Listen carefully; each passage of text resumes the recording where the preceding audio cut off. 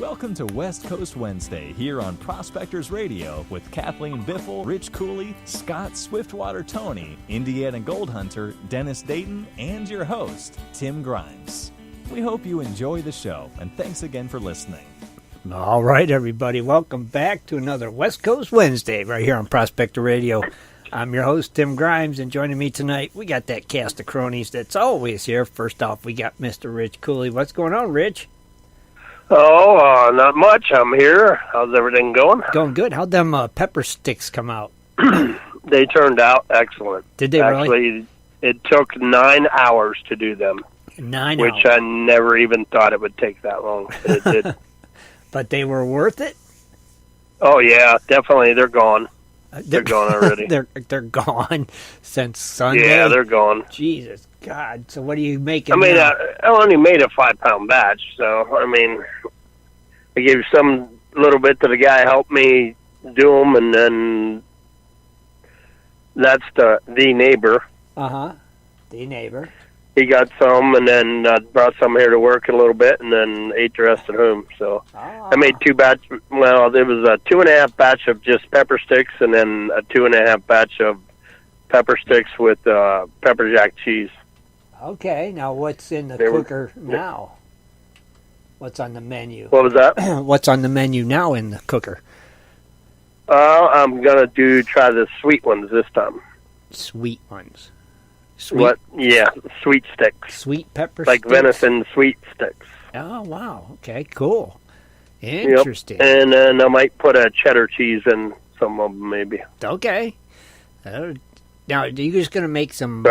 So were the last ones kind of like more plain, or did they have cheese in them too?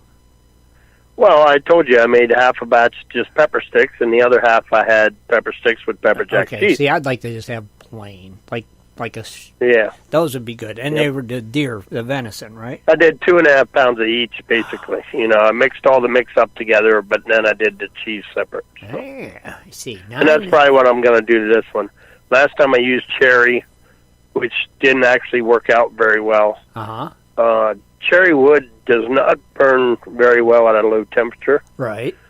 You have to get cherry wood up to a higher temperature to burn for it to smoke. Okay. And I just learned that. So once it gets around 160, 165, then you got pretty good smoke. Okay. But around 130, 140, I didn't have very good smoke, so I had to turn it up and then turn it down, and then... Oh, geez. That's why it took so long. Okay. What's a learning curve? You're still learning. Yeah, but this time I'm going to use apple, sweet apple. Really? So, yep, I'm going to use apple wood, try to give the sweetness for the sweet sticks. Okay. That would be cool. And when are you going to... Can you make bacon? Can you... Snack sticks. Venison snack sticks is what I'm cooking. And but could you make bacon? Yeah, I actually have bacon, yeah. Well, you tasted the bacon. What's that? Didn't I take that down in North Carolina? Oh, the one you made. Yeah, you did. Yeah. Very good. Yeah. Yeah, that's the stuff I made. Yeah, I'm gonna do some venison. Well, I already did some summer sausage. I'm gonna definitely do some more of that when I get some. But then I'm gonna get into kielbasa and venison ring bologna. What about beef jerky? I'm gonna make some ring bologna. Or deer jerky. You gonna make some of that too? Yeah, I can do some of that too, but I don't know if I want to do it in the smoker. I like it in dehydrator better. Okay, but. All right. See, I don't know nothing about it. I don't know what the heck you make it in, smoker, dehydrator, both. I might. I have some pieces that I can trim down on my meat saw there and just put them in dehydrator or put them in the smoker and try them. I never tried it, so. That might be good. Give Something it a shot. different. Yeah, give it a shot, Rich.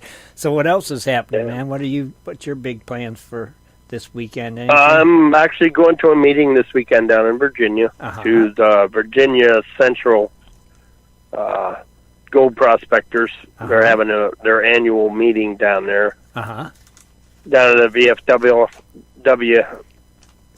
So I'm going down to register and sign up, and hopefully I don't know if we'll be able to go look at the properties or not, but I'm gonna definitely sign up to the group down there and get joined in. So that'll be cool. I'll be ready to do some prospecting down there with Matt and Darth hopefully next year or this year here. So nice. We're going to have some better plans to go down in there. I want to try to get down in Virginia a little more this year and do some prospecting. So nice. So that's this weekend you're going down there. Yeah. This weekend I'm meeting Darth down there. We're going to go to the meeting and see what happens. Nice. Well, have fun. So definitely have fun. Oh, we'll have a blast. Oh, I'm sure. You will. Oh, I'm sure you will. And nothing else happening, buddy? Nope, nothing else. Not right now. Cool. Well, we want to thank you for joining us, and we know you got to run, but we appreciate you stopping by real quick just to say hi and for hanging out for a minute. And you have a good evening, Rich, and we will talk to you again Sunday. We'll talk to everyone on Sunday. You got it, brother. Take care, Rich. All right. Bye-bye, guys. Later, buddy. All right. Also joining us tonight, we got our very own Miss Kathleen Biffle. What's happening, Kathleen? Oh, it's Wednesday. It is. Hump day. Hump day. And it's really, really warm outside. And it's going to be really, really warmer tomorrow, I hear. Oh, okay. Think back to last week, right? Yeah. When schools were canceled and it was too cold to even go outside. Uh-huh. We are like almost, 70 degrees? Easily. Higher? Wait. This week? Yeah, easily. That's quite a jump. Because tomorrow's supposed to be 61, and it was 10 below, so it's 70 degrees. It was 10 below, but the wind chill was like negative 40. Yeah, so 100-degree jump. Holy cow. You can say that. You could, actually.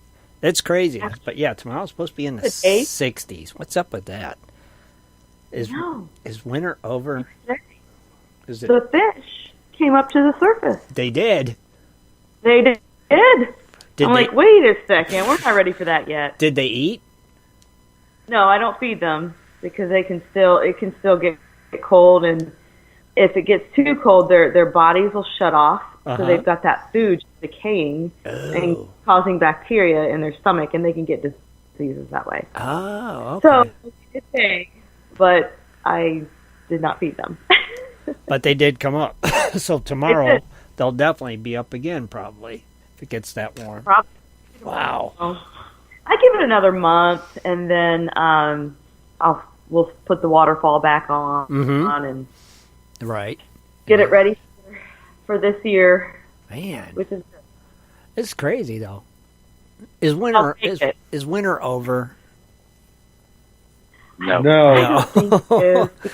Ohio's cruel joke. You'll have snow on Sunday. Oh yeah, definitely. I agree. Exactly. Yeah, it will be snowing on Sunday. Yep, you're right. We'll wait. Tomorrow's 60. Friday we'll probably have snow. We'll go from 60 to 10, and we'll get snow. Because that's just the joys of living in Ohio. Right? Yep. We're used to it. So I'm not going to complain about the warmness. No. We got to go out, in our yard and just be outdoors again. That's always... Although we don't smoke anymore, we go outside just to get the fresh air. Sure. So that's pretty cool. Right. Everything, but it's sad. It went from the snow to now mud holes. I don't know if it's like that by you guys. Started on the mud. I can imagine with the 5 German Shepherds. Holy cow! I have permanent dog prints on my flooring right now. You're like, kind of maybe second guess getting dark floors. Yeah, you should have went like mud brown color, right? Oh yeah. Oh my gosh! If the neighbor dog comes out, forget about it. They're just crazy. Yeah, running back and forth against the fence, right? Just as fast as they can run. God. Another reason why I can't wait to move to Arizona. Right, they can run in the sand. That way, if it rains, you're not going to have big old floppy mud puddles. You'll just have some wet sand. Some damp sand. Some moist. Yeah, moist sand. Yeah. Not really wet, but just moist. Yeah, that'll dry up so easy, and you can just sweep it away. Gone. Get a leaf blower and blow it out the door. It's not like that dang mud. Goodness gracious. So what's the essential oil of tonight? Oh, tonight's a blend. A blend? This one, and this one's got a bunch of stuff in it. And I don't know if I talked about it last time. But wouldn't that be a medley? It's a blend or a medley, whatever you want to call it. It's got different essential oils that help you, help your mental alertness and increases your energy when you're overly tired. So by this time during the day, I am overly tired mentally. Right. So it helps. So it's got things like basil. That has some nice sense to it. Right. Peppermint, of course, your lemon, and then it's got other things like just like chamomile. Yeah, I think, and other things that don't relate to. I think. I think last time it was just straight lemon, wasn't it? It was jade lemon. Yeah, which is a lemon that you can find in different areas. I think mostly in China, but it's basically a cross between a lime and a lemon. Oh. And it is a fruit that they have, and it's green, but it resembles, the lemon. Really? Call it jade lemon. That's pretty cool. Green. That's pretty cool. Now remember, everybody, if you'd like to try this medley blend of essential oils that Kathleen is using tonight, you can check them out on her website. Shad will post that link in the chat room, and you too can be smelling that wonderful medley of essential oils that Kathleen is using tonight. You can be just as energized as I am. That's right. Tonight, listen to her. And I'm really feeling good. I can tell. That stuff's working wonders. So see, everybody, you too could feel like that just by getting some of these oils. It's that simple. Yeah. Cool. And I got my painting permit, by the way. We both did. Your what? Your Our painting permit for Indiana. Oh, for your thing. Yeah. Oh, okay. Indiana chapter of the GPAA is holding their kickoff for the prospecting season. Is it Monroe State Park? Yeah, Monroe or something? Morgan Monroe, yeah. Right. And you can paint there, so very exciting. Is that the Boy Scout camp? I'm not sure because this is the first time I'm going to this, and I don't know what to expect, but I want to get some crevicing done, and then I am getting another one of those hand dredges. Are you really? I used mine last time. It broke, but I'm getting another one. Okay. So you can use those. Right, which is odd, but I always heard there's nice gold there, so, All right, well, we'll see. I mean, that's what I've always heard, and it's Indiana. Right. I mean, pan only. And like you said, doing some crevicing, it might pay off really well. So I can't wait to see how you do. And that's when you do that in March? March 16th. March 16th. 17th. And 17th. We will only be probably going for one day because, we've got to get home to the kiddos, but we may bring Shane with us, so he may come along. Right, that'll be neat. He might enjoy that too, crevicing down there. Yeah, so I can't wait to see how you guys do. Pretty cool. Now, I know you got, news and fun facts and stuff tonight, right? Yes. And aren't you going to do something Sunday, too? Well, yes. Interesting you should mention that. Tonight's fun facts is kind of like a teaser for the closer look that I will be doing on this coming Sunday. Sweet. That'll be cool. So this fun facts is going to lead into the closer look on Sunday. Yepers. Cool. That's awesome. That's going to be neat. So Rich will have a break Sunday then, right? No Cooley's Corner? Yeah. Okay. Rich can take a break and make sausage. That's right. I think he should do a Cooley's Corner on how to make sausage. Why not? Or he should just come up with his own brand of smoked meats for the Prospector. Right. That would be cool, wouldn't it? That would be It would be. Cooley's jerky. Cooley's sausages. Cooley's moist sausage. Moist meat. Moist meat. That's perfect, Kelly. Cooley's moist meat. Or you can just call it miners. Wait a minute. I'm not going there. Don't go there. I know where you were going. Don't do it. Okay. Never mind. But it would have been funny. Oh, my God. Go ahead. Go there. We'll talk about it later. Okay. But no, definitely, he should probably think about something like that. He should. I mean, why not? And he better be, he better be bringing those to these outings. I heard this year that. Because, yeah. Uh-huh. Oh, yeah. Did you call it Cooley's carbohydrates? Because just think, if he made it and packaged it up, he could sell it at, like, Gold Rush Days and stuff like that. Yeah. At these events that we go to, he could sell it, right? I've seen people selling it before, so... And we could do a special Cronies Club cut. Oh, yeah. Heck, yeah. I wonder if he's listening. He probably is. Probably not. I'll wait it right. He might not be able to, but he'll listen later. But it's a good idea. We'll have to tell him about that Sunday, right? Yeah. I think so. You could shoot packs of it out of an air gun. Since, a T-shirt cannon, we can launch sausages out of it. I mean, Scott's got barbecue sauce, so, Hot sauce. yeah. What is it? Prickly pear. So, Rich should have moist Prickly meat. fire, that's right. Good stuff.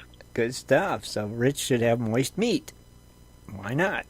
I think it's a winner, Kathleen. You're on to something.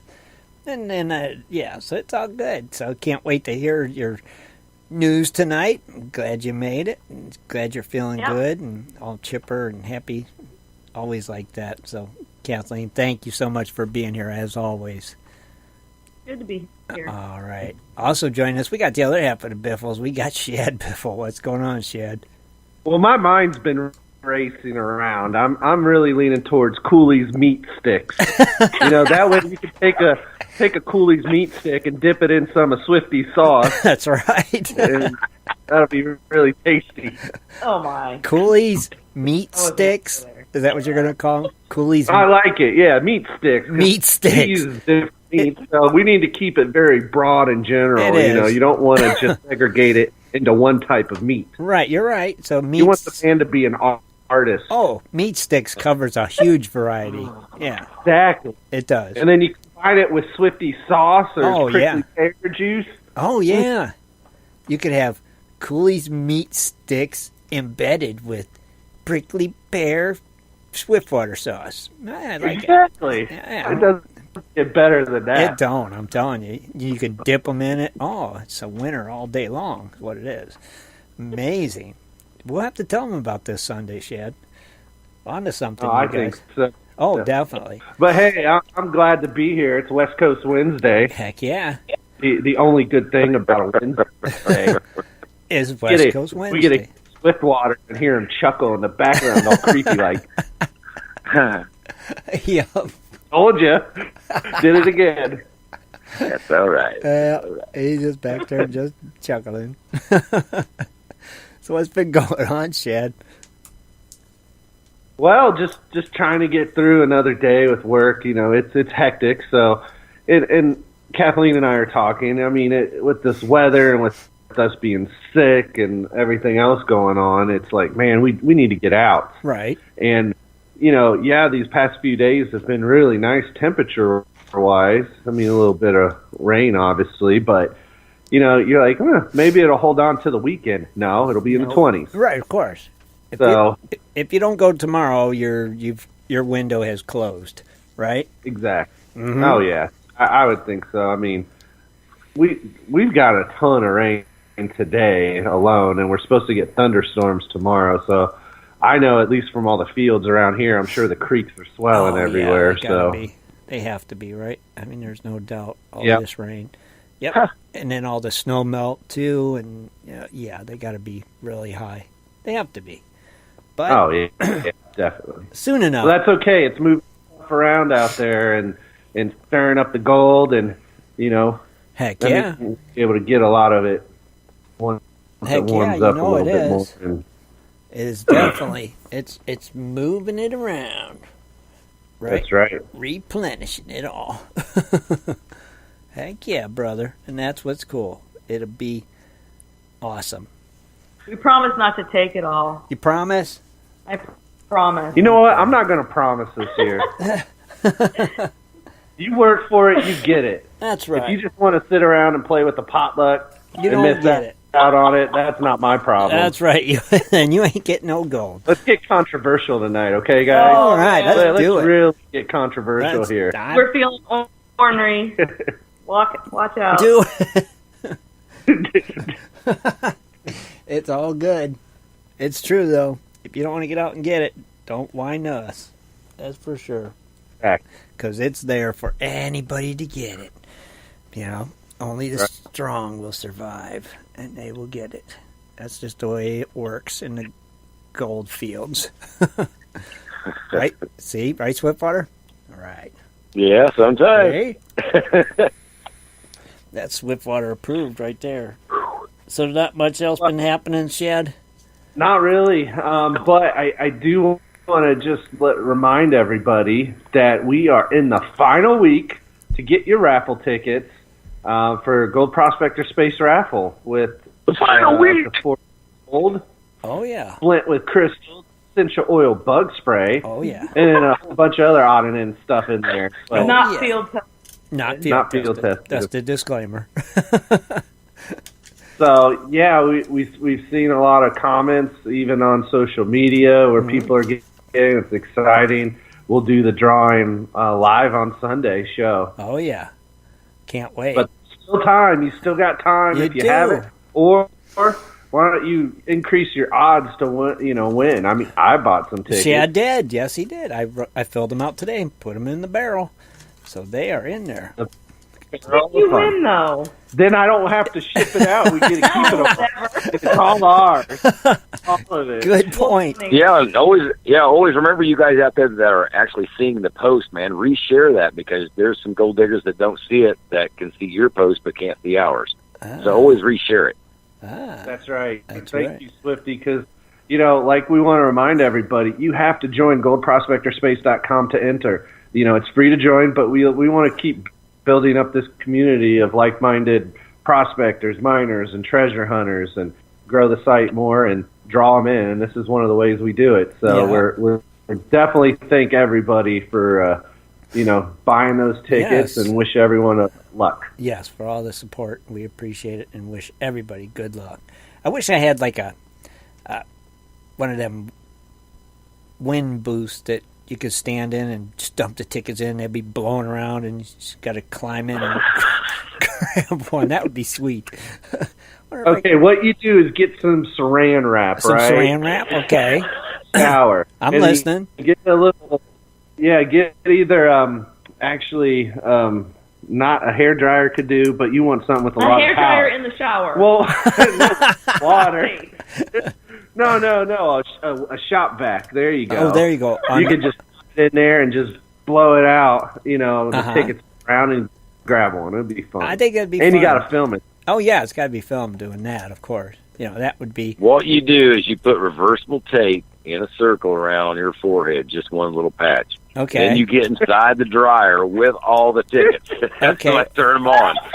Okay. Or the one that's stuck to your head when you get out is the winner. Or can't we just climb inside of a clear garbage bag and stick a dryer in there? Well, you can do that, but you need to roll down a hill so that way it shakes it all up good. Okay. And then you come out with a ticket. Okay. I'm trying to think of a If you unique... come out with two, you got to do it again. Yeah, right. You got to do it again, right? Because I'm trying to think of some unique way to do it, and that would be cool. So if you come up with any super ideas other than those ones that are super, please, by all means, let me know. I can't wait to hear. Love that. If you come up with any idea other than those ones. Yeah, I thought they were great ideas. I loved your design. I didn't say they weren't great. I did not say they weren't great. I just said other than nobody those could say you cheated. That's right. Other than those ones. I mean. No, have somebody toss all the tickets in the air, and you catch one in your mouth. Oh, that's wow. a good one. Okay. Blindfolded. Yeah. They have to throw it at your face. I was going to say they got to grab a handful and just whip them at my face. Yeah. Okay. We could drop them at something like a float.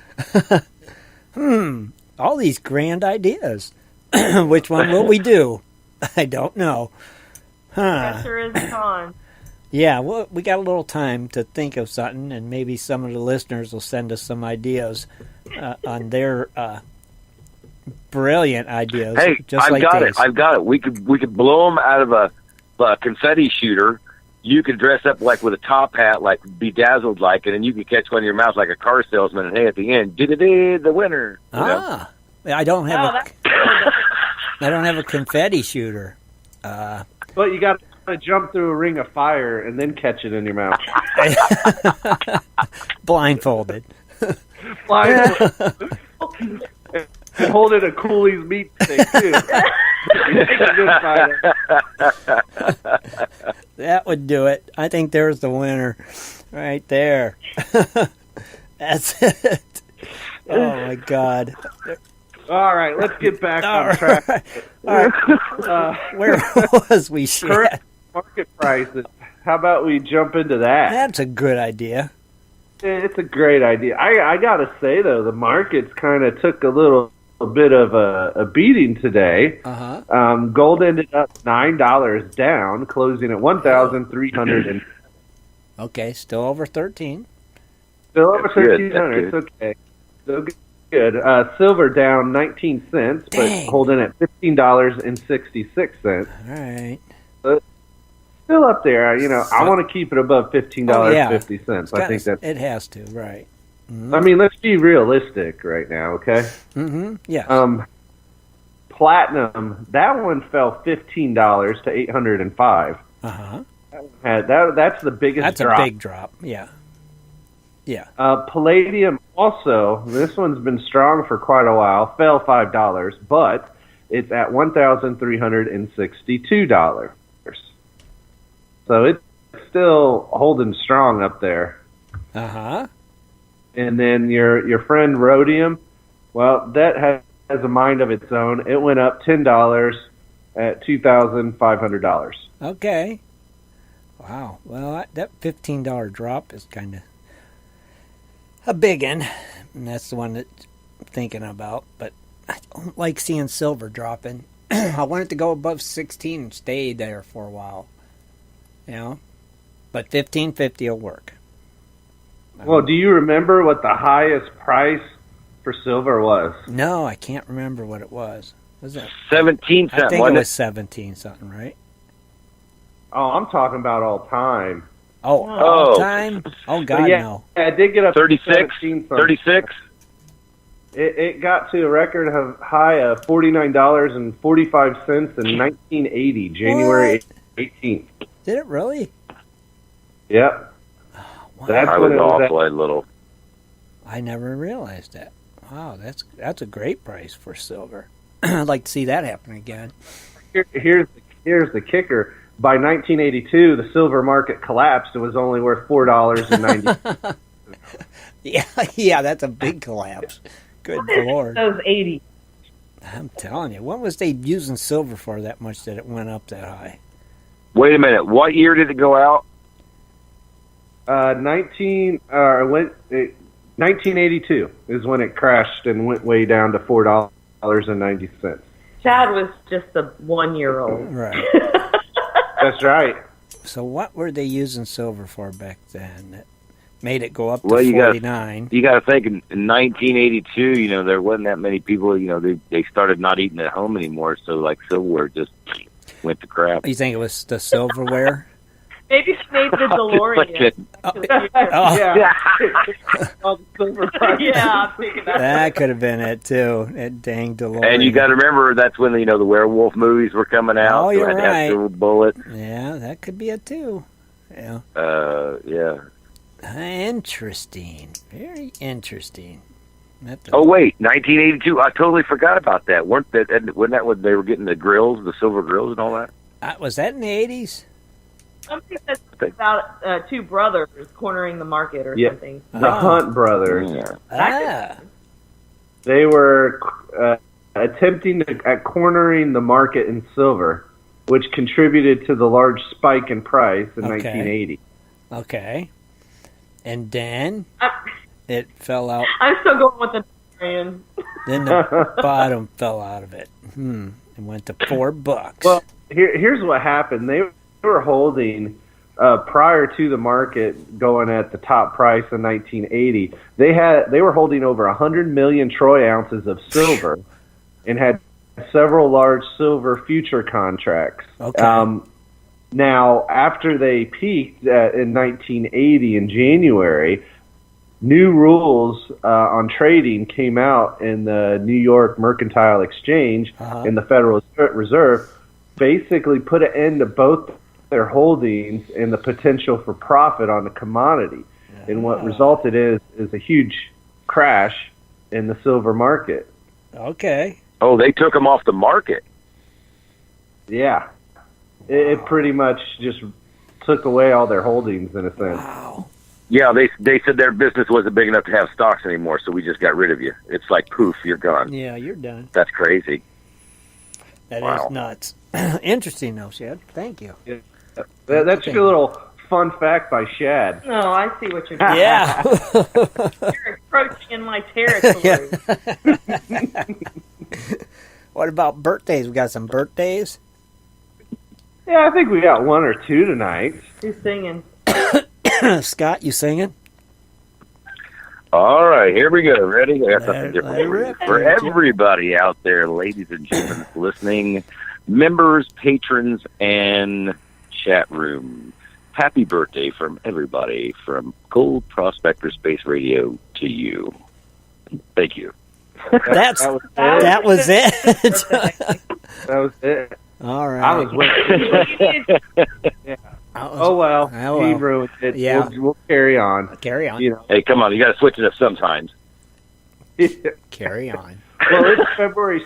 We have David McQueen, Dennis Johns, Don Smith, Dragon Wolf Gary, Gene Deal, James R. Normand Jr., Joe Fadden Sr., John Fry, Mary Guardiola, Nygold, which I assume Nigel? is... No, New York Gold. Oh. Richard J.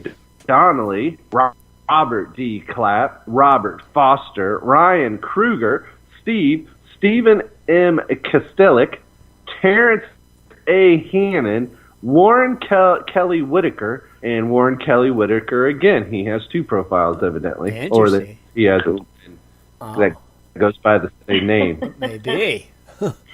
Man, that's all today. Dang. I can't even see what birthdays are Well, who tomorrow. are we going to feature tonight? Yeah, Dragon Wolf? Dragon That's Wolf what I wanna sounds know. like an interesting one. I know, that's a cool name, Who right? is Dragon Wolf? Dragon Well, Wolf? all right. So he seems to be relatively new to Gold Prospector space. Uh-huh. What are you doing? Actually, hang on. I lied.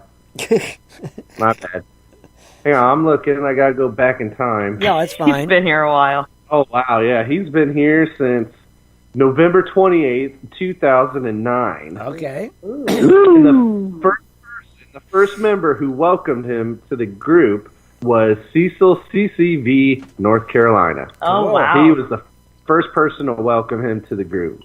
Nice. Cool. Way to go, Tim, Cecil. 6th. I was 6th. Okay. Yeah, you were 6th, so you were slacking evidently there. Dragon Wolf I used to see Cecil in the chat room early in the mornings, but I haven't seen him for a long time. Yeah, he's usually there. Maybe not early in the mornings no more, but he's always on. Well, he's from Iran, Texas. Iran, Texas. Yep, it's Iraan. Iran. And he likes the type of prospecting he enjoys doing is actually metal detecting. Oh, okay. Yeah. So he did at the time he didn't belong to a club. He had a friend who told him about the site and he joined. Nice. What was that name again? Dragon Slayer? Dragon Wolf. Dragon Wolf. I thought it was Dragonfly. Still, it's a cool name.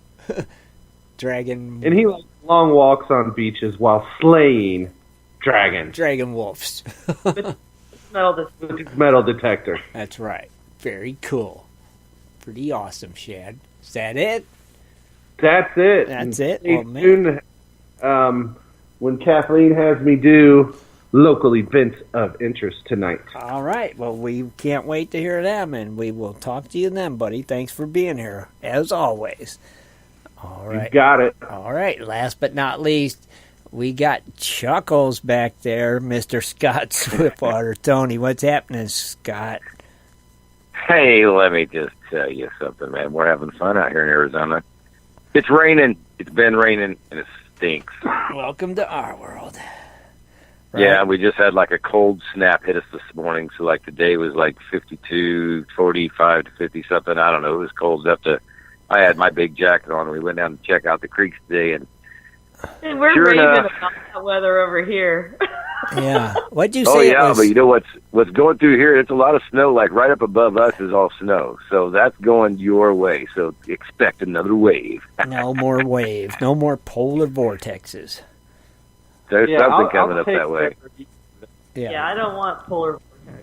Yeah, no more of that The nonsense. Canadian Arctic can keep itself. That's right. We need to build a wall to keep that away. That's right. Keep the cold over there. So what's happening, Scott? What's been going on, brother?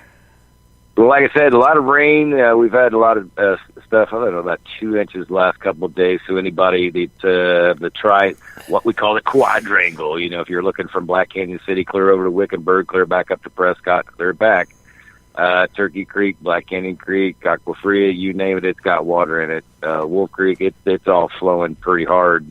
It's actually flowing hard enough that we're not crossing it. And I told Ben, I said, you know, if it was just in the middle and the outside, I'd think about it. But it's not just only that; it's also the inside where we got to walk across the first. Right. And when the water's going across there, it's a little more chancier in the middle because, you know, you got one chance and you can fall, and you got waders on. You better shuck them off or, you know, drowned. And even if you do, the water right now is cold, and man, the air's cold.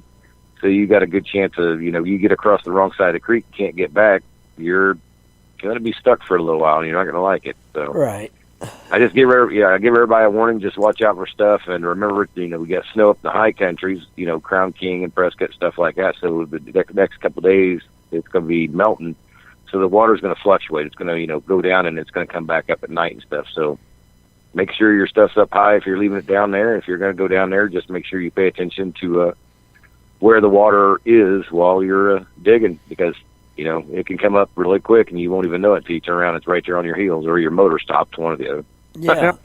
Scott, I got a question for you. Yeah. It seems that this year and this mining season, you've gotten a lot more rain than normal. Would you agree with that? Oh no, we're digging it, but we're not digging it. I mean, because we've had everything. We are, and yes, I do agree with you. But we're like, we get stuff like last week. We had stuff down on the other end of the claim where, like, oh, even if it rains, cool, we can still dig here and we're good. And then we're like, okay, the rain ain't coming, so we moved back down to where we wanted to be, and then poof, 2 days, here it comes. I'm like, are you kidding me? So it's a wicked card game. I'm just telling you that. But yes, we have had a lot of rain this year, and man, like the cactus, all the Palo Verde trees, all your cat's claw, they're all bushes, all get out. Okay. I mean, here later on, I expect the, what they call it, all the fancy cactus flowers and the buttercups, all that stuff will be coming out. But no, everything's like green and lush right now, and this time of year it's kind of crazy, but it's really thick. Right. So, what's your plans? Well, my plans are, we got to actually, I'm looking into some other stuff, some claims that we have, or not that we don't have them, but we can actually access them, because where we want to dig is on the right side of where we come up to them. Most of the stuff that we dig is, believe it or not, on the other side of the creek. So like if you walk down to them from a trail or from a road or from anything like that, it seems like the places that we always want to dig, it's always on the other side of the creek. So we always have to cross it. Gotcha. So to come up with those places that we look for, you know, because we try to go out, and like I said, on a fundamental day, and we talk fundamental, I'm talking 4 hours, 5 hours, we always like to pull a gram or better. Now, that's not always possible, but that's what we want to see. That's what we like to see, and we know where we can go to get that. But to get there now, I would say 97% of them are not accessible. Okay. And that's what really hurts when we have these kind of rains. If it would have went down another, say, half foot where we were digging, say, last week, and then it rained, and then like today it'd be fine. I've been working today and everything getting gold. Okay. But it did the rain thing, waited a couple of days, rained again, waited a day, rained again, all at night, and then it saturates everything, and everything up north just freezes. Right. And then you still when it freezes up, well, when we get the rains like that and it freezes up north, we get the rain coming out, but then also the freeze will melt off slowly, which will keep water, it'll drop, but not really like your guys' creeks where you're at. They'll drop relatively pretty quick, which ours will do the same thing, but like the next day you'll come back like, I seen it drop 4 inches. You'll come back the next day and it's back up 4. Huh. Interesting. And you're like, what happened? It's just because you had some snow melt or something just crazy like that happened. And you got all that to look forward to yet, right? The snow melt. Yeah. I mean, we got plenty of water, and man, I wish, like I said, there's stuff I want to do and videos I want to put out. I just can't do it right now. Computer problems and card reading problems from my computer. I don't know what's going on with it. I'm trying to figure it out. Yeah. But I try to post certain things, and me and Ben tries to post certain things of what's happening on my Facebook thing. I know not everybody can be a friend on the Facebook or nothing like that. I try to get to them, but if anybody sees them or stuff like that, or in the Goldfields or Gold Prospectors Radio when I post them on there and stuff like that, or the Gold Prospector Space, I try to share as much as I can, but I don't get a lot of time because, like I said, my internet up here, it's not the greatest. Right. It just is. You're just sharing it with so many people. It's hard to do all the stuff that you want to do. So, but hopefully, like I said, everybody keeps involved with us this year and keeps up with us and keeps up with the radio shows for sure. Because like right now, since I'm able to do it off my phone with you guys, we're pretty good on it. We were doing it on Skype earlier, and I couldn't do Skype if I even wanted it to up here. So it's always good to be on the radio and talking to people. At least this way works. We got you. Yeah. Yep, we got you here, and when you move on with your journey, we'll still be connected with you. As long as you can get a cell phone signal. This year's going to be really exciting. I can't wait. I can wait. We're down here doing it. Like I said, H&B Mining out of California, they're sponsoring me this year, and I'm going to go. I'm going to try to go up through Nevada, up through Northern California. I kind of want to swing over there and see their operation and see how they're built the stuff and make a video of that. And then go up into Oregon and Washington. If I get a chance to, I'd like to do some other stuff, but there's other stuff in the works. Me and Dennis kind of talked about doing some stuff on his claim and with the big boy dredge that I got. So there's a lot of options this year, and I'm open to a lot of them. It's going to be a fun year. I think it's going to be a really fun year, and I hope everybody has fun following along. Right. With all of us. Everybody, like even the Biffles, they're going to have a great year. I'm going to have a great year. Dis's going to have a great year. I think everybody in the Gold Tim is going to have a great year washing his car. That's right. The soap will be a-flying. It will be a lot of rainless days. That's right. Well, he's got to go to an outing sometime, so he's going to be digging sometime through the year, I'm pretty sure. Oh, yeah. I'll be digging. I'll be digging my sponge and my bucket out of the garage so I can wash my car. And I forgot one thing. I had a couple of reprimands from last week's show. I got a couple of questions, and I want to answer them real quick. To let people know, I do use miner's moss in my box. And when it comes to pitch means nothing unless you have that water flow. If you could go 2 inches and it looks like it's dancing real good, try it out. If it goes 2.5, it dances better, try it out. If you go too far, you're going to know because there's stuff that's not going to be staying in your box that usually does. You don't want it too steep. You don't want it too level. But I wanted to connect on those two questions right there just to help things clarify. All right. Very cool. Well, Scott, thank you for being here tonight, brother. You got it. All right, I'm going down the hall Down the deep hall. down the hallway. So we're going to take a quick break from our good friends over there at AMRA. And when we come back, we'll be back with Kathleen dredging up the news. We'll be right back, everybody. Do you like to mine for gold? Enjoy prospecting a nice crack in the bedrock? Enjoy getting outdoors to camp, fish, hunt, and hike on your public lands? You plan your trip, load the gear, grab the dog, put the family in the truck, and drive off to a locked gate. A sign says you cannot enter or access your own public lands. Mining claims and public land owned by we the people are being designated as off limits by our own government every single day. Are you concerned about the direction our government is going? Are you tired of seeing no access, no entry signs on your lands? We are, and we are fighting back. We are AMRA, America Mining Rights Association, the fastest growing small mining advocacy association in America. AMRA is a 501c3 not-for-profit formed by miners, hunters, off-roaders, retired military men, and women to stop the insanity. AMRA was formed to educate, unite, and help the small miners and public land users on their rights given to us by God. Do you want access to great mining claims? For a small tax-deductible donation to their Miners Legal Fund, your family gains access to proven excellent mining claims across America for an entire year. AMRA challenges the USFS, BLM, EPA, and the other agencies intent upon stopping you from enjoying your own lands. You are who pays these people's wages. It is time they listen to us. We need to unite. And that is what AMRA is doing. As you sit here right now, thousands of acres of public lands are being closed, locked, and blocked from use by you. Are you fed up yet? Join us. Get in on this fight and let's restore America to what our families fought and died for. Freedom. Just visit AmericanMiningRights.com. AmericanMiningRights.com. Also, check us out on Facebook at American Mining Rights Association. AmericanMiningRights.com. It is time for Dredging Up the News with Kathleen Biffle. Mining news from around the globe, metal detecting, dredging, entertainment news, and fun facts as well. Here's Kathleen. All right, everybody.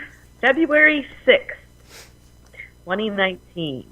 I will start off with a Jurassic Park-like discovery in Philadelphia. Well, the story came from Philadelphia. It wasn't discovered there, but Okay.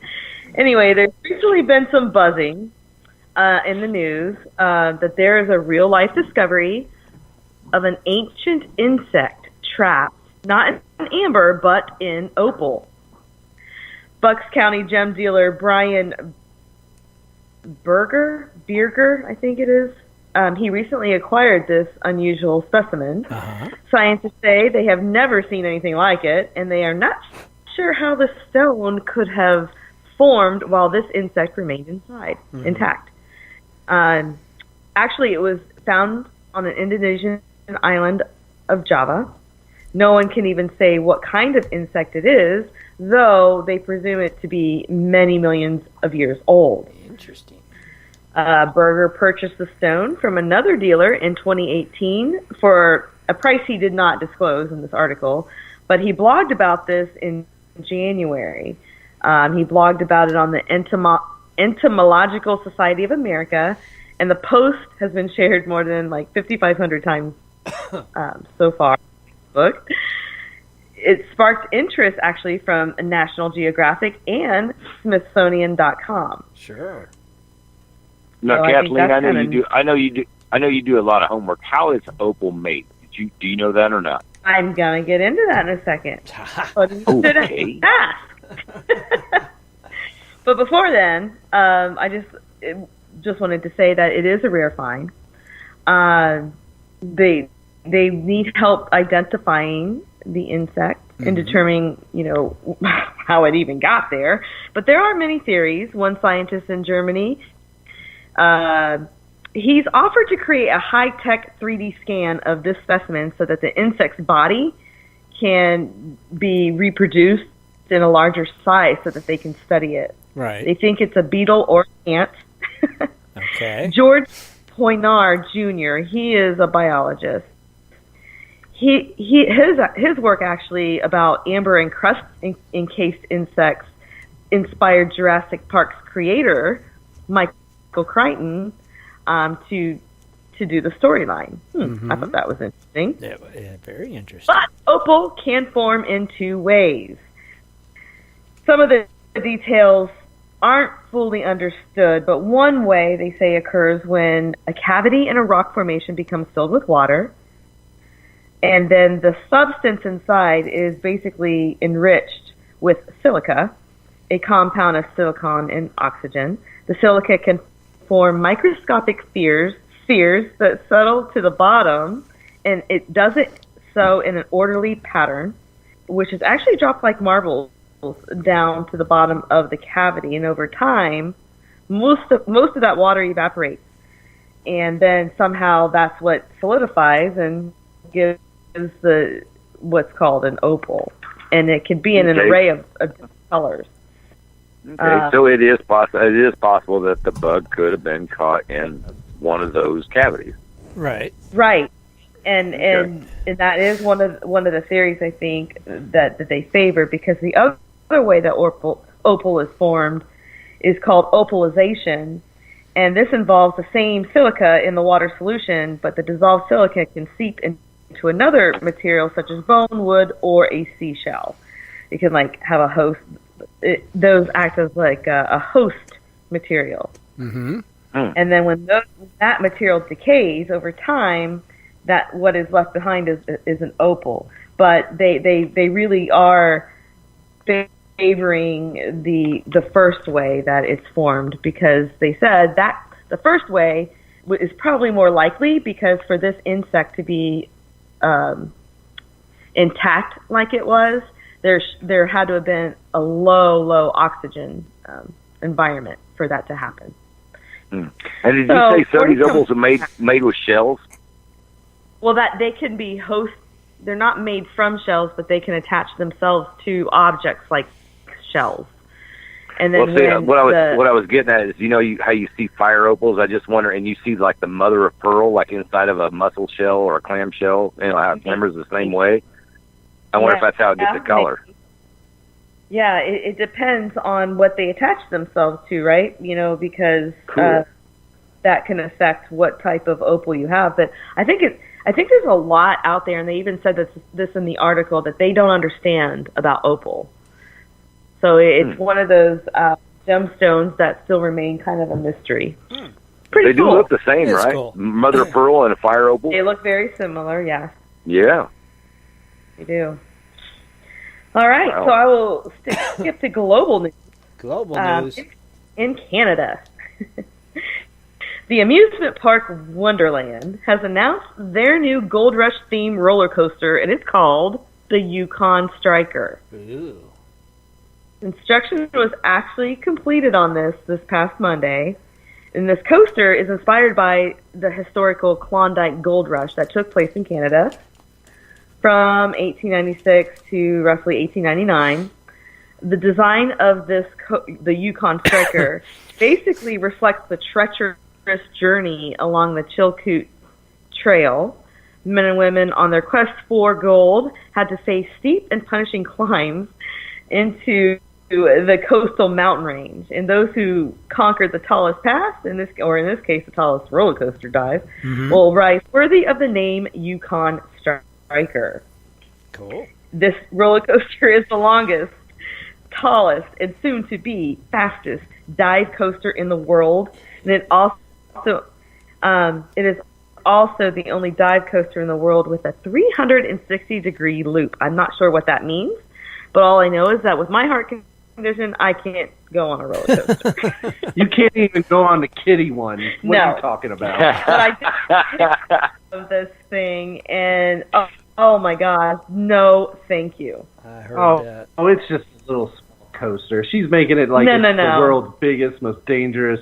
It drops people 245 feet at a 90-degree drop. Jeez. And then I guess it shoots them through different inversions. The ride lasts 3 minutes and 25 seconds, And you can experience that when the park opens May 3rd Pretty cool. in Canada. Well, do you get asked to keep riding it again and again because you have to bring more supplies? Yes. That's a little... Yeah, thank you. Spoiler alert. All right, more global news. Vancouver-based junior miner, it's called Thor Explorations. They're getting ready to begin construction at its Segolola project in Nigeria. Uh-huh. This will be Nigeria's first large-scale gold mine. Thor said it planned to build an open pit mine as well as a new prospecting plant.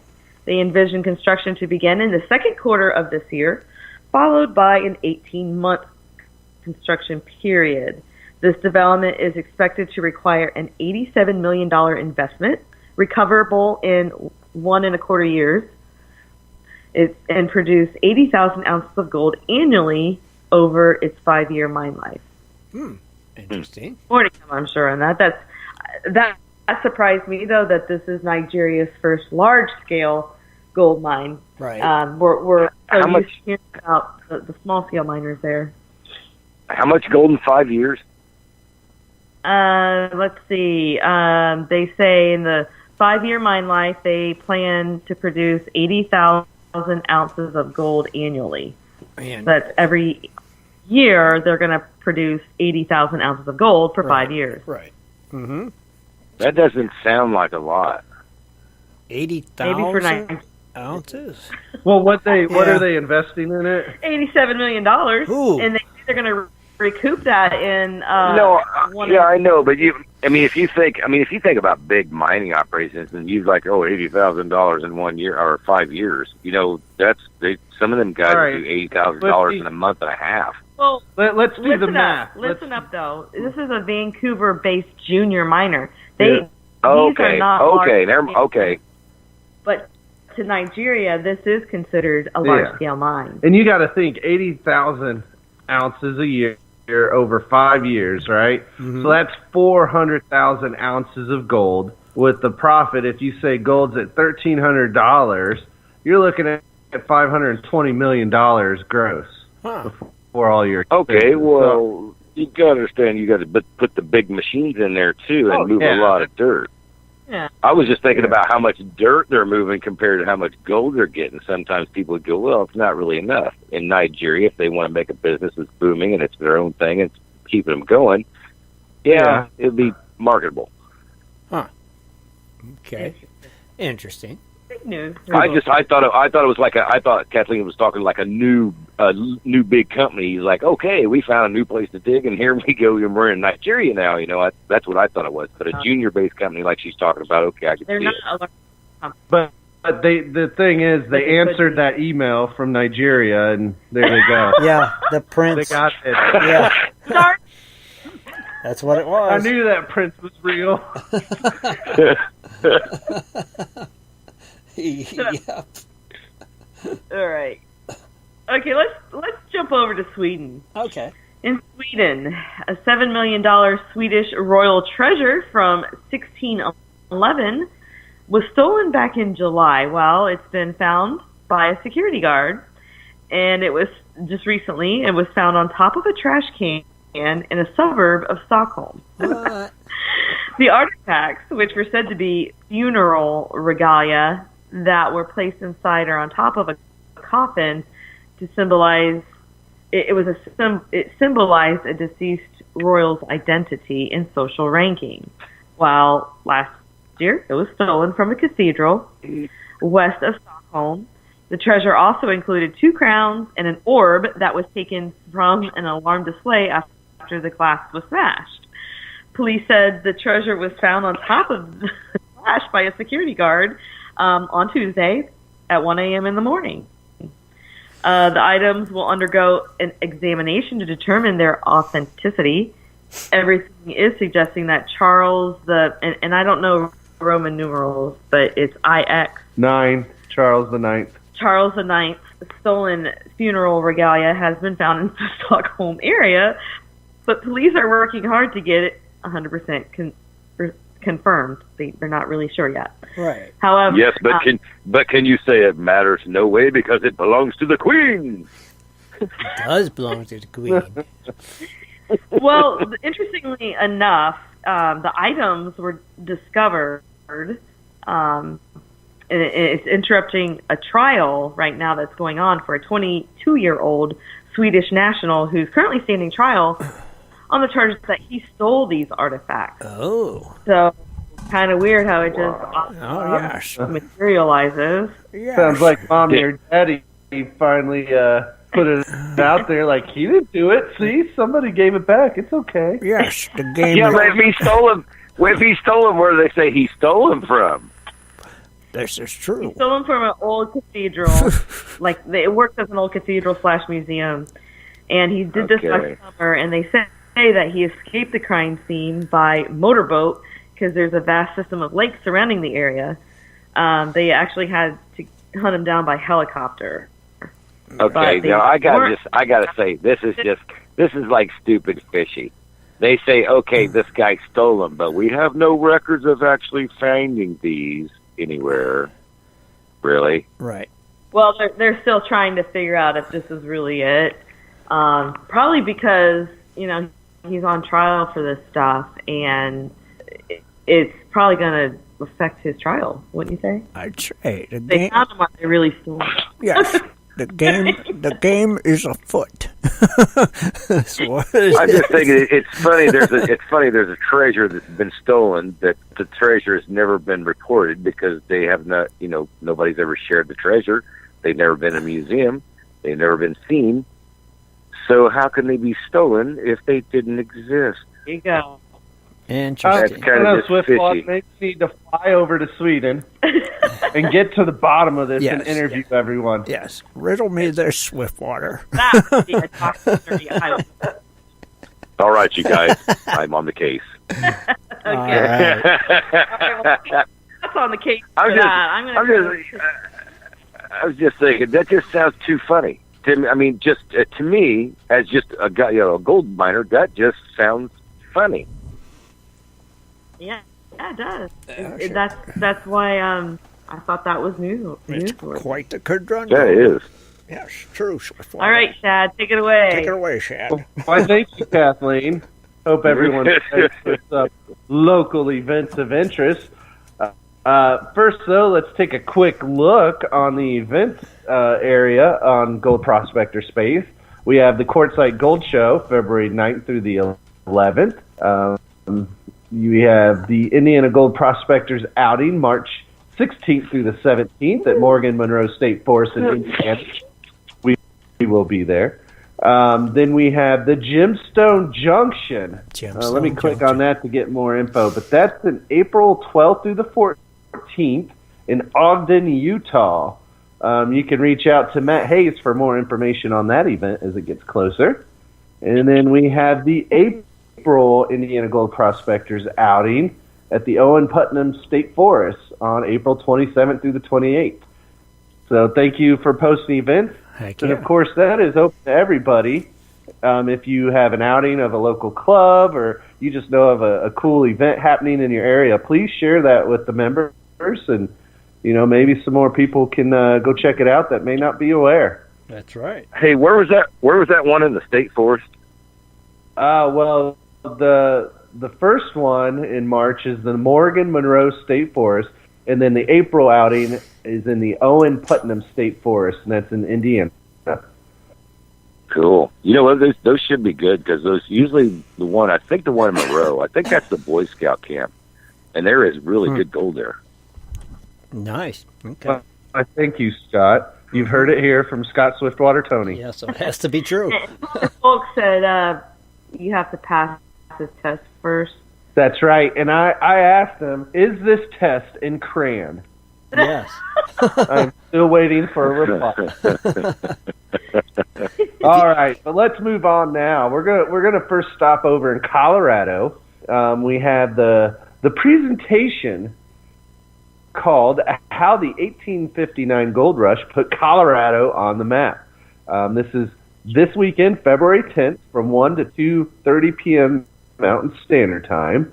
The presentation will cover Colorado's gold rush and how this important chapter of history influenced the map of Colorado today. They'll have a free exhibit, which opens at 11, you can check out. And this is in the Little White Schoolhouse Museum in Conifer, Colorado. Tickets are $8 for members of the Rocky Mountain Map Society and $10 for non-members of the society. Good information there that could help maybe lead you to some nice ground, and if you're in the Colorado area or prospect there. Yeah. Now let's move on to Tucson, Arizona. Tucson. All right. Well, as we talked about Swiftwater, a gem show is brewing. Events are prepared to showcase what is expected to bring more than $120 million into the local economy. This is a gem, mineral, and fossil showcase. It's a huge event in Tucson. It runs February 2nd through the 17th, so it is ongoing now. And I'm hearing reports it's just chaos right now, which is so much cool stuff that you're missing out on, Swiftwater. But there'll be researchers, college authors, artists, miners, and nearly 4,000 trade companies are there from every continent to share their treasures, knowledge, and expertise with the show's tens, if not hundreds of thousands of attendees. So every type of polished and rough rock and fossil specimen and every kind of faceted jewel that you can imagine is being peddled everywhere. And everybody will be there except Scott. Pretty much. There's Exactly. There's sophisticated exhibits brought in by the world's finest museums and collectors. And all these shows are free except for the one held in the convention center for the Tucson Gem and Mineral Show. I gotta say, I hope they continue to do it. They do bring this back every year. It's a huge show. I want to see it one day. Some fun, because it's probably pretty cool to see all the odd and end stuff, not to mention the stuff from museums. That's what's really cool. It sounds like a great event. Well, I'm just thinking of it, it's what dreams are made out of. And when you and Kathleen move here, man, you will be able to do it. Oh, we will. Oh, yeah. We with water. Oh, we're He's like, I'm so there. All right. But let's move a little closer to good old Swiftwater in Wickenburg, Arizona, February 8th through the... So also, this is this weekend.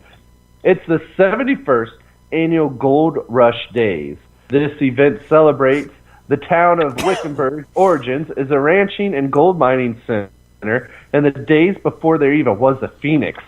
The heritage event was founded over 60 years ago, and today Gold Rush Days draws tens of thousands of visitors during the 3 days of activities, including a parade, rodeo, carnival, melodrama, artisan fair, and a classic car show. Sweet.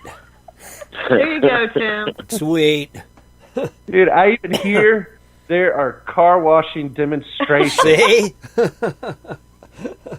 I might be able to make it over there this weekend. I don't know, but I doubt it. Try. Cool. Try. You have to. We'll see. I doubt it. I doubt he goes. I doubt it. But if you do, Friday it starts from 10 a.m. to 9 p.m., Saturday 10 a.m. to 9 p.m., and Sunday 11 a.m. to 7 p.m. And admission is free. Free. So there you have it. Like I said, you guys understand, man, as the crow flies, you could just fly across the mountain, man. It'd be like, oh, yeah, I'm right there. But the way the roads are around here, you got to go down, go all the way around, come all the way back up. Well, stop talking about crows flying and saying, man, it'll take me about 2 hours in my truck. Well, when I say when the crow flies, it means if I had a freaking aeroplane, it'd be all right. I don't have one of those. A helicopter?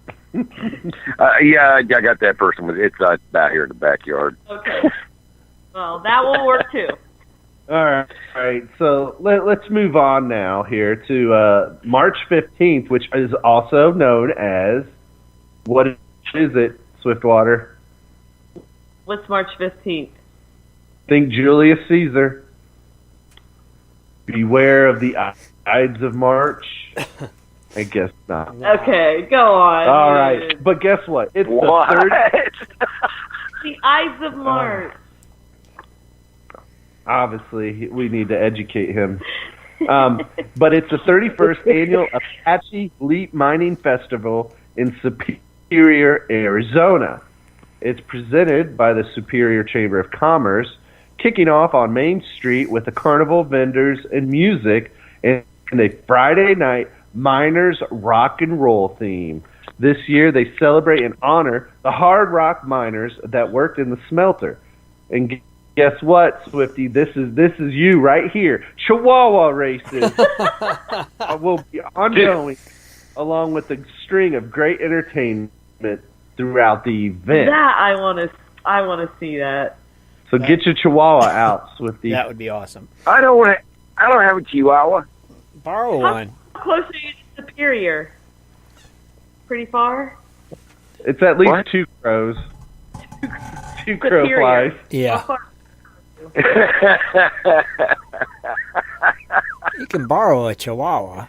I don't think he knows what the crow flies means. I don't know. It's as the crow flies. As Straight the across. crows fly. Gotcha. All right, I don't have moving no on. Chihuahua. I don't have no Chihuahua, dude. Well, I'll get one for you if you go. You can play here at this event. You can learn about many types of mining from actual mine companies that are anxious to share information. Westland Resources presents the history of the smelter, which is a fascinating show describing the process of mining in the past. There will also be additional speakers sharing mine stories of the area, and this takes place March 15th through the 17th in Superior, Arizona, and Fridays from 5 to 11 p.m., Saturday 10 a.m. to 11 p.m., and Sunday 11 a.m. to 5 p.m. Pretty cool. Check it out if you're in the area. Yep. That sounds like information like on bigger mines, right? You got to go to find out. I'm not giving that away. Who knows? Maybe. You must check it out. Evidently, your crow don't fly too far, so. Well, no, Superior's not that far as the crow flies down the road. See, that's straight down the road. I can get there, but I'm just saying. I was just thinking, is that like maybe informational for like people that wanted to get into bigger mining operations, like big I was mining wondering operations? that too. Is it kind of like a hiring event for these Yeah. mining companies? That's what I was wondering. That would be cool. It's a learning event. So go get a job. And look at it. All right. Well, let's move on now to our last event, which is global, from the land down under in New South Wales, Australia. Come along for a great day out in the inaugural Camden Crystal Festival, February 24th through the 25th. And this, of course, is located in the Camden Civic Center on Oxley Street in Camden, New South Wales. It's Australia's best traders and dealers all in one place. Precious gemstones, crystals, fossils, jewelry, Australian geology, and lots more. Purchase your tickets at the gate, $5 for adult. Children under 12 are free. But Swiftwater, no concessions, so bring your own food. Yep. You know what? That would be it'd actually be cool to go to a rock show like that and somewhere else because they probably don't have the same rules that we do, so they have different rocks from different places and different imports. It'd be cool. Mm-hmm. It would. Now, what would be funny though is if Swiftwater, if one day you made that trip to New South Wales to the Camden Festival, all excited, and the big event was geology from Arizona. Oh yeah. And that's all that was, rocks from Arizona. How would you? Well, I'd feel pretty shitty because I would lose. See? I'm telling you, when it comes to geology and stuff like that, I look up things like off YouTube, like videos and stuff like that, because, I've always been in science and stuff like that, but when it got to rocks and how they were made, I know some of them, but there's like some technical, things of how stuff's made. And frankly, there's a go-to. Jeff Williams, I always go to him for my rock. I just look up something he's got about the rocks that I want to see, and he's always had the information for me. Frankly, I mean, that's just serious. Even if I open a book, I'll still go to a video. I just retain more out of a video, so I wouldn't know nothing about Arizona rocks. I just know where to go get gold. Okay. Well, thank you, Swiftwater. So I'll send I'm not going to lie. I'll send it back to Kathleen for her fun facts. All right. All right.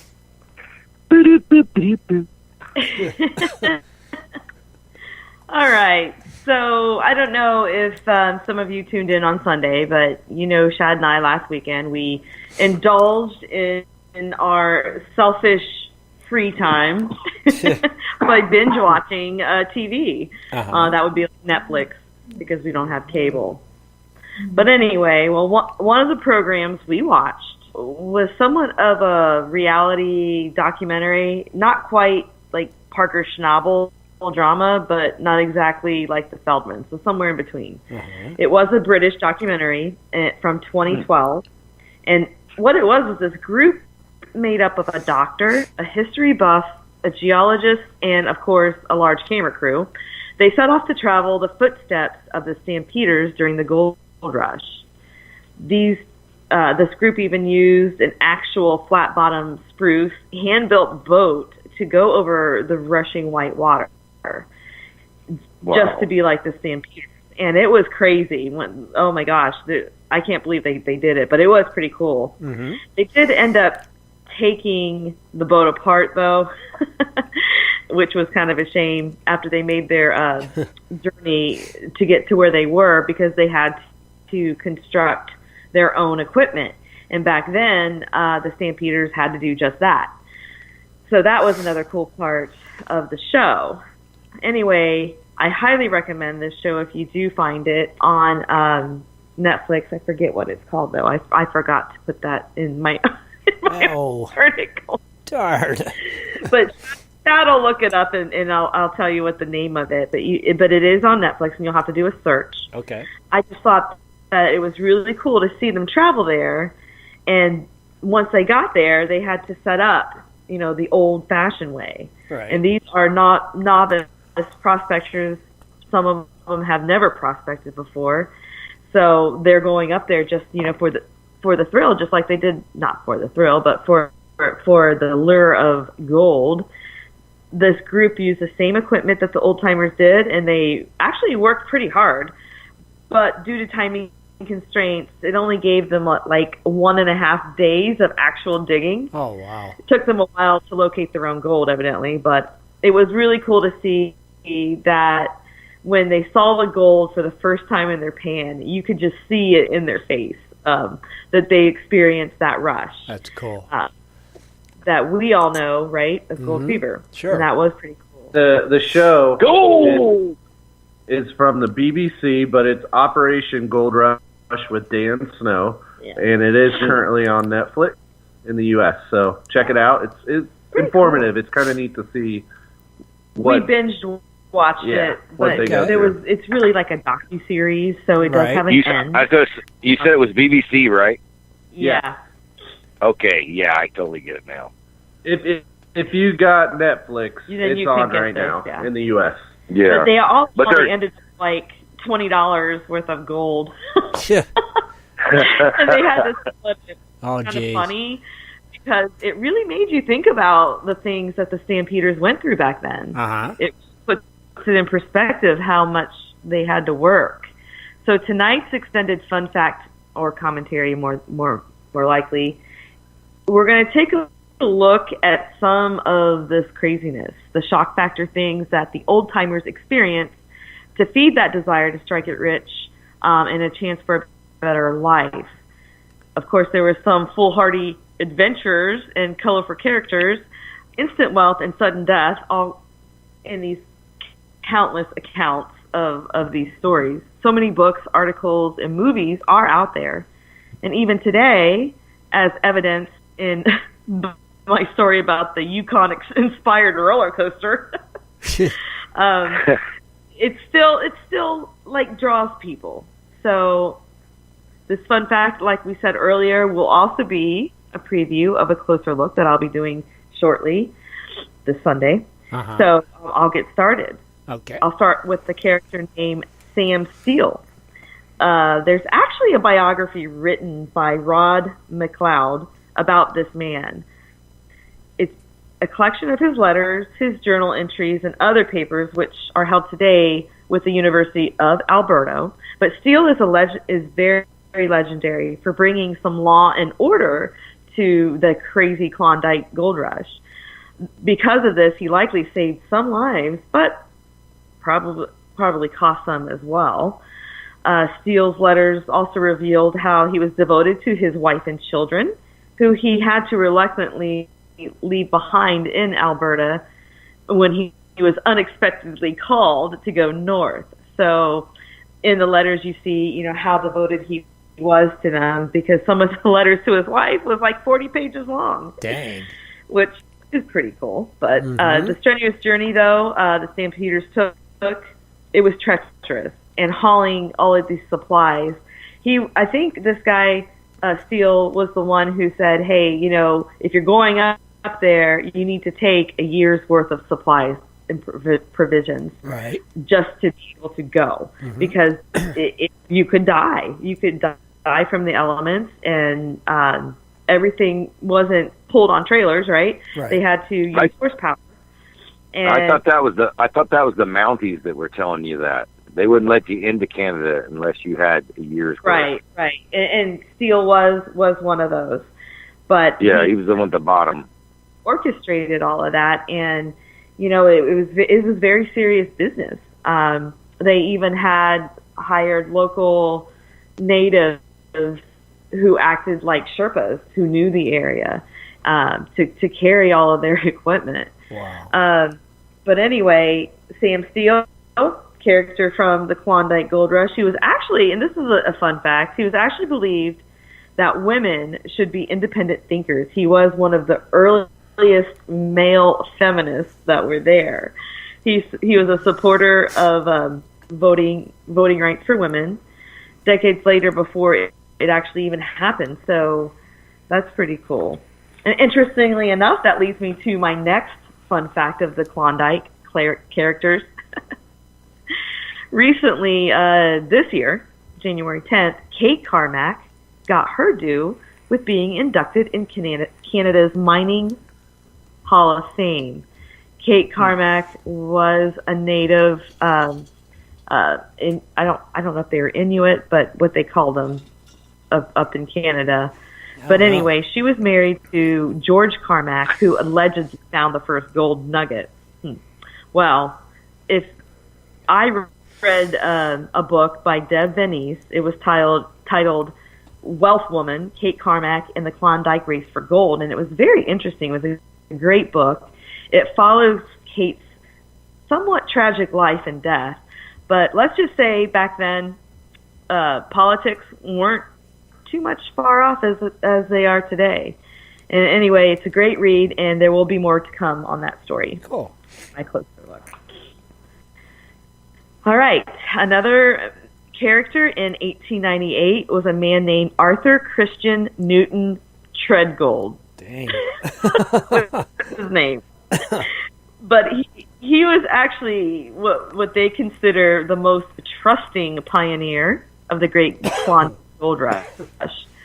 He also was the most powerful, and he was a descendant of Sir Isaac Newton. Anyway, this gentleman, he wrote for The Guardian, which was a publication back then, and he covered the gold rush in his writing, which was really interesting on what he observed through those who ventured up there. He was quoted as saying, "The golden paving of Bonanza is unfortunately overlaid with frozen black substance locally designated muck." That's his comment about the whole ordeal in the Klondike. This guy was admired and feared at the same time, hated on both sides of the Atlantic. There is a book written by his great niece, Mary Treadgold, on her account of her memories and some of his entries. And I'm going to be reading that one for sure. Okay. But don't you think that's fitting? His last name was That's kind of weird, yeah. Treadgold. Treadgold. Treadgold. That's a cool last name. I mean, come on, with a name like Treadgold, Yeah. what are you going to do? I mean, it has to be right. I'm going to find gold. Right. My name's Treadgold.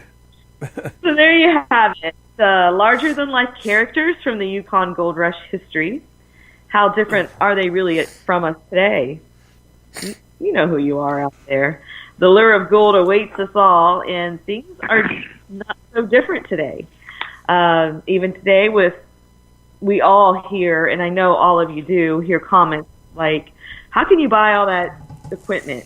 How much gold do you get to buy all that? Why do you work so hard to get so little? And we all know that all we need to say is basically gold fever. Right. That's it.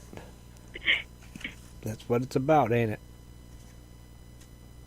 Sure. Sure it is. Look at Scott. It's the fever, right, Scott? It's like I said, it's the only people you ever see put $10,000 equipment into a Jeep that costs $5,000 to go out and get $500 worth of gold. The fever. Right. That's The us. fever. But as long as you remember, keep your eye on that prize, and your families and yourself comes first.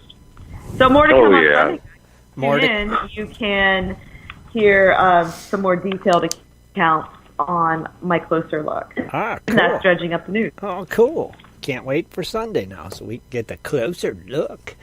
Sweet. Always like the closer look. I think it's cool, like what Kathleen said. It's, if you get out and you got your family and stuff like it, it's pretty cool to have that particular thing going around. And it's cool because you go out and you actually find gold. And a lot of people don't think you can do that, so it's still cool. It is cool. It's awesome. That's just it. We find and it. I think that gold rush is very, very intriguing. Mm-hmm. Although, I do like the California Gold Rush. The Klondike Gold Rush had a lot more it was brutal. brutality. And, and not a lot of people got rich off of it. That was the surprising thing. Sure. Yeah. That was a lot of lawlessness back then, though. Yeah. Right. It's just crazy. I mean, the equipment that you had to carry, right? Uh-huh. You didn't just make one trip. You had to make the trip and go back and get your stuff and keep going, making multiple climbs up, the mountains and stuff. And could you imagine? Because I'll tell you what, if anybody hasn't looked it up, look up the picture of that hill. Oh, no. I've seen it. Staircase? Yeah. It's nice. Yeah. People are like, man, if you had skis, you're like, yeah, you think I want to climb up here, you can come down. It's not going to work. You can even, watch that documentary that we just told you about of how they retraced it, because it shows, the three main people doing it, but they show a lot of the whole crew that's with them and how much those guys struggled carrying their packs and stuff up there, because it's a huge incline. And they were only gone for a month. They only had to bring provisions for a month.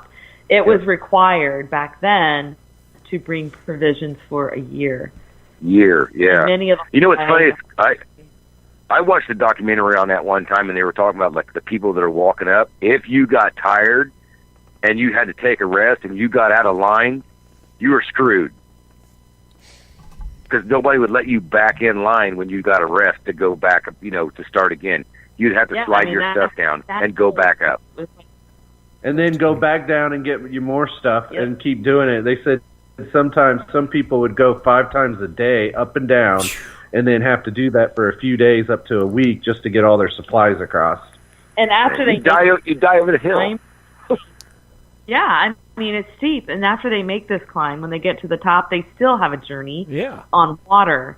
And this is where a lot of them lost their supplies in their boats when they sank on the rapids. Yeah. And people would just commit suicide. Because they lost everything and wouldn't be able to survive. Yep. Wow, that's nuts. Well, they just tried to build crap canoes and whatever they could. And the real guys that actually knew how to build them, there's some that I can't remember who it was, actually took building supplies for a boat. People thought he was crazy. When he got over the mountain, he packed the boards with cotton, put it together, and poof, went through like it was no problem. And I can't remember the guy's name. Yeah. Yeah, there was several where they had little steamboats, but Yeah. They actually built. Kathleen will dive into more of that, I'm sure. Well, this guy actually with his provisions actually took the little boards that he needed to build like an 8 by 4 foot wide, something like that, raft. Mm-hmm. And then he took the cotton that you pack in between. He made his canoe, and it was like the biggest, best thing. And whoo, he took off, and everybody wanted him to build them one too. And he did something or helped with, I can't remember, help with a church. It was a story a long time ago. Man, I can't remember it. I mean, I remember how it goes, but I can't remember what it is or who it was. Oh, I hate that. Well, maybe we'll find out more about that on a closer look. There's a ton of stories out there. Yeah. So you never know. Awesome. All right. Very good, Kathleen. Well, thank you. Shad, thank you. Great news tonight, as always, for West Coast Wednesday. And I think on that note, if we don't have nothing else, we'll go ahead and wrap it up. Yep. So we want to thank everybody for tuning in tonight. Don't forget about that raffle. And good night, gold diggers. Oh, Kathleen, you really jumped the gun tonight. I didn't even get down the hall yet. That's cheating. Oh, so that cheating. Was perfect. She was way ahead of the game. All right. I was like, yeah. She's trying to win the $1 million lottery ticket. So Kathleen called it. The die is set. So we're out of here, everybody. Have a great week. Thanks for tuning in. Good night, everybody. Good night, Gold Diggers. Good night, Gold Diggers. Be sure to tune in next Sunday at 7:30 for another great show. For updates and more info, please go to www.prospectorsradio.com.